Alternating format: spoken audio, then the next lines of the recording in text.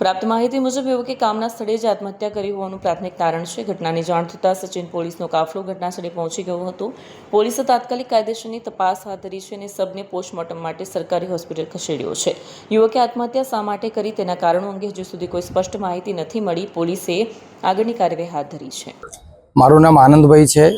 આજે ઘટના બની તે સચિન વિસ્તારમાં મિતાલી ગેસ સર્વિસ કરીને એક એજન્સી છે, ત્યાં આ ઘટના બની છે। ત્યાં શરદ પાટીલે સુસાઇડ કરી લીધી છે।